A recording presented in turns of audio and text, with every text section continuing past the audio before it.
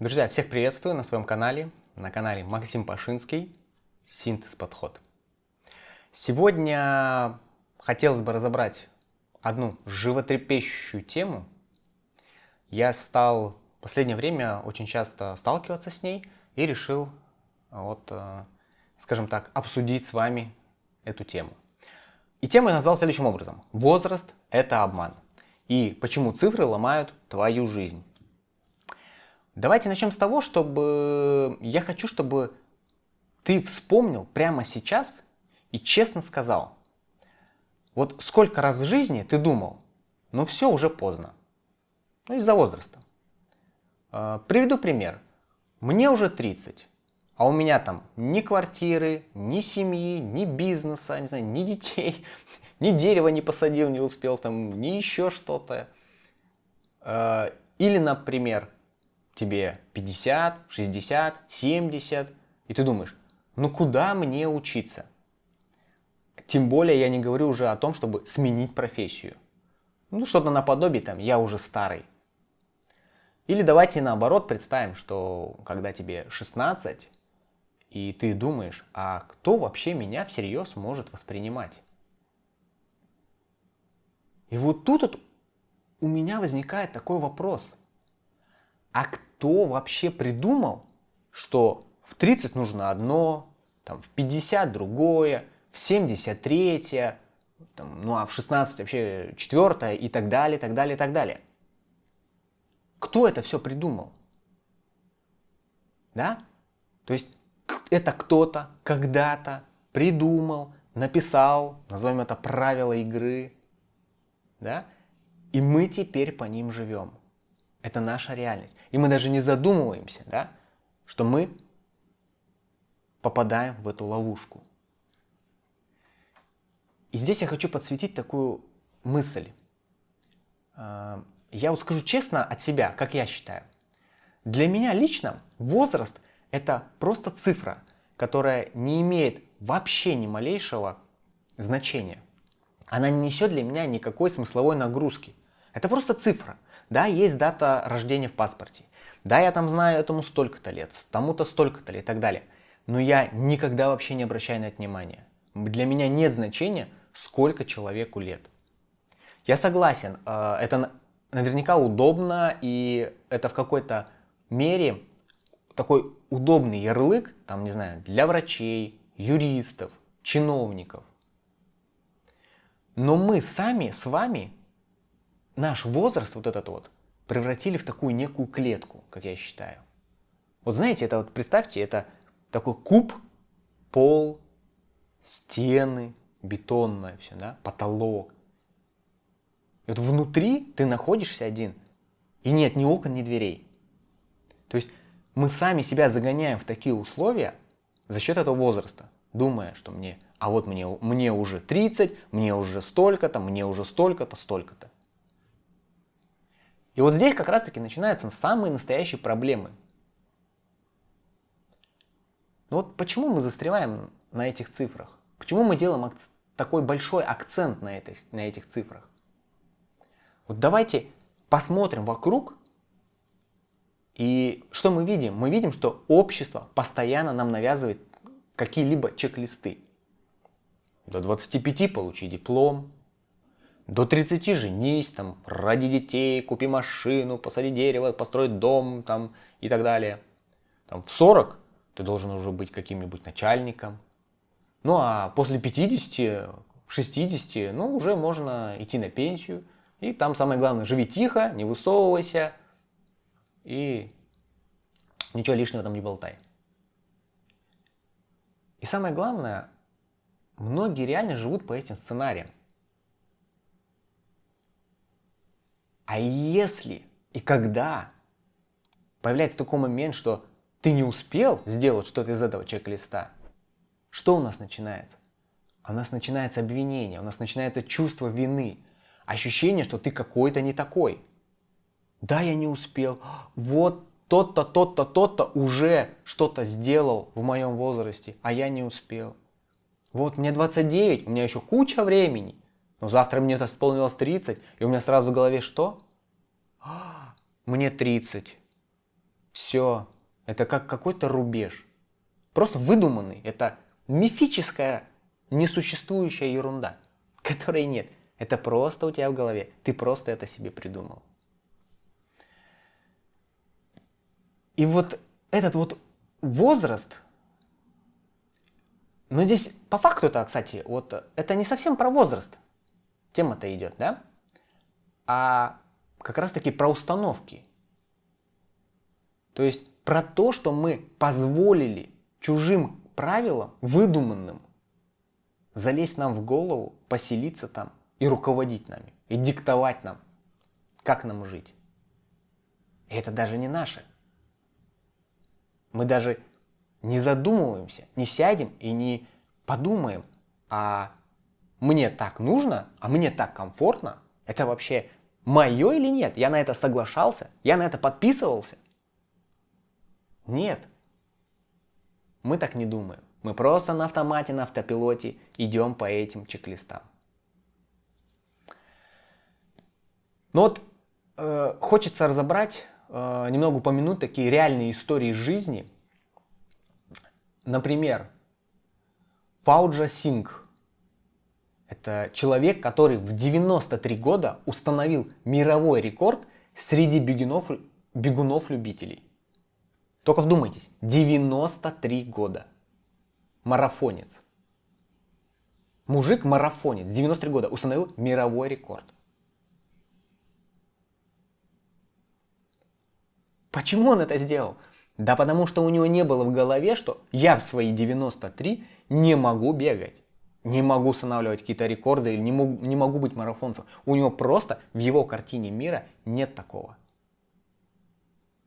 Поэтому он просто брал и делал. Он не обращал внимания на свой возраст. Ну, вот представьте, 93 года.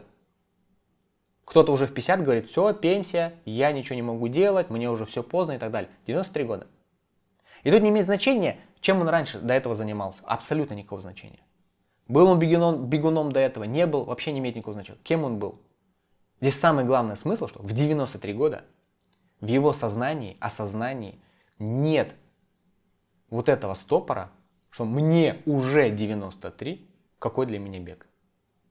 Нет у него такого.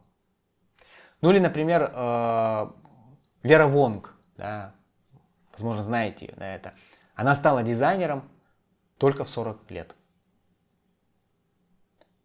Она совершила модную революцию, которая навсегда изменила вообще свадебную индустрию. Сейчас это мировое имя. Да, в 40 лет. Девушка в 40 лет стала дизайнером. Почему нет?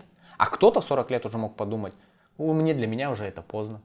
Надо было в 20 начинать. А сейчас 40. Куда мне? Ну или вот, например, яркий пример, да, это Рэй Крок. Основал Макдональдс в 52 года. Представляете? 52 года человек не побоялся, рискнул. И что мы с вами имеем? Макдональдс. Это огромнейшая корпорация. И если бы он тогда не рискнул, и если бы он тогда, Рэй, не подумал, точнее подумал о том, что да куда мне уже? Мне пора уже на покой, тем более он до этого, да, там у него был негативный опыт различных бизнесах и так далее. Если бы он не рискнул, не пошел дальше, не стал бы, допустим, заострять внимание на своем возрасте, еще на что-то, да, мы бы не получили Макдональдс. Да, понятно, здесь совокупность факторов, да, сыграла, но в любом случае. Есть огромнейшее количество также историй, когда там в 70 лет идут в университет и обучаются, получают высшее образование, меняют профессию, становятся моделями всемирно известными и так далее, и так далее. Просто у людей нет в голове вот этой цифры, ограничителя, вот этой стоп-линии, красной линии, назовите как угодно это. Ее нет, просто, это отсутствует напрочь. И это дает огромный буст, это дает свободу, возможности. То есть ты начинаешь шире двигаться. Да, и таких историй вообще абсолютно из разных сфер куча. И здесь, я считаю, сыграло вот такие два фактора. То есть первый, так подрезюмируем, да, люди просто не спросили у общества, можно ли им это делать или нет. То есть они не стали обращаться к обществу и спрашивать, а могу я это делать? А можно мне сейчас это сделать? И второй момент, это они не обратили внимания, как я уже сказал, да, на свой возраст и на какие-либо выдуманные с ним ограничения. Вот и все, два фактора. И это не просто два фактора, это две такие опорные точки, которые позволяют очень твердо уже стоять в этом мире.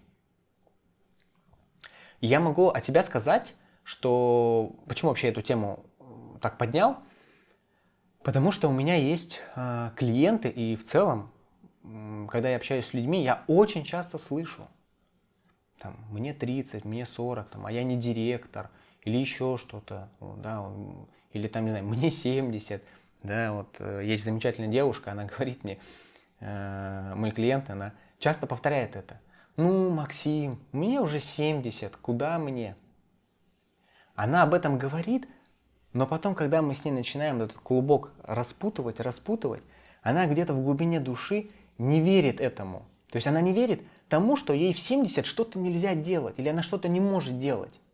Просто вот это вот общество, да, вот эти правила, чек-листы написанные, не ей, да, а другими людьми, для кого-то там, она на автомате начинает по ним жить, но в глубине души она знает и верит, что это все ерунда, возраст вообще ничто.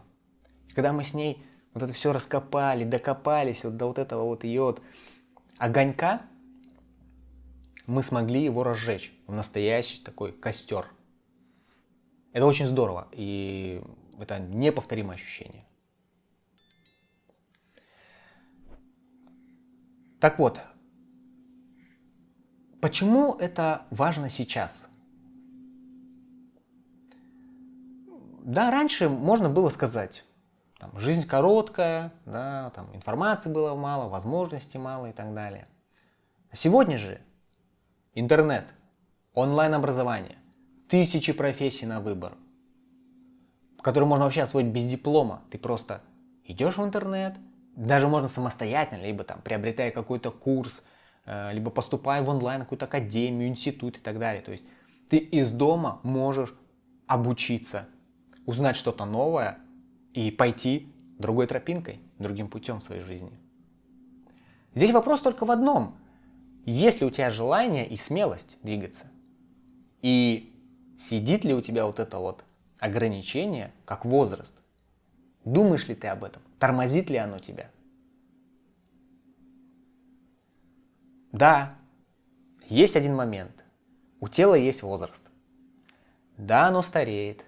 Это биология. От этого никуда не уйти, ничего с этим не поделать. Но у мышления, у души возраста нет. Вот и все. Можно и в 20 лет быть стариком, ворчливым и так далее. Ну вот и я, кстати, всегда был ворчливым, вот, но я всегда в душе и до сих пор чувствую себя дико молодым, даже где-то иногда ребенком.